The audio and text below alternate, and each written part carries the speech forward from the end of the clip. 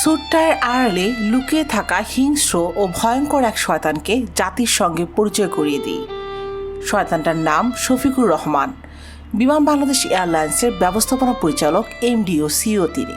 পুলিশের ভাষ্যমতে শফিকুর ও তার স্ত্রী বিথি 11 বছরের শিশু গৃহকর্মী মোহনাকে প্রতিনিয়ত পৈশাচিক নির্যাতন করতেন, যার ফলে ক্ষতবিক্ষত হয়েছে ছোট শিশুটির শরীর।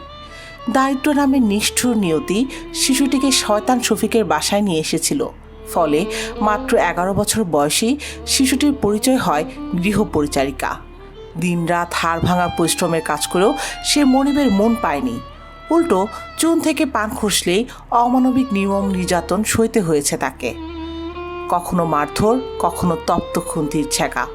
এই ঘটনায় বিমান বাংলাদেশ এয়ারলাইন্সের ব্যবস্থাপনা পরিচালক এমডি ও সিইও শফিকুর রহমান এবং তার স্ত্রী বিথি সহ 4 জনকে কারাগারে পাঠানোর নির্দেশ দিয়েছেন আদালত।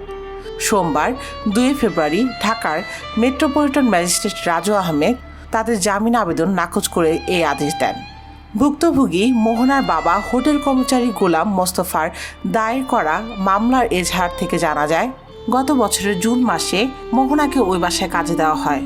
আসামিরা প্রতিশ্রুতি দিয়েছিলেন মোহনার বিয়ে সহ যাবতীয় খরচ তারা বহন করবেন।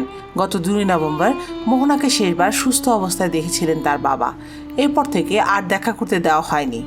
গত 31 জানুয়ারি মোহনা অসুস্থ জানিয়ে তাকে নিয়ে যেতে বলেন বিথি।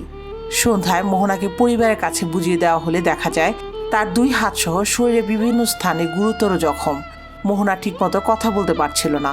পরে তাকে গাজীপুর শহীদ তাজউদ্দিন আহমেদ মেডিকেল কলেজ হাসপাতালে ভর্তি করা হয়। হাসপাতালে চিকিৎসাধীন মোহনা জানায়, গত নভেম্বর মাসে তার বাবা দেখা করে যাওয়ার পর থেকে শফিকুর রহমান ও বিথি সহ অন্যরা সামান্য কারণে তাকে মারধর করতেন।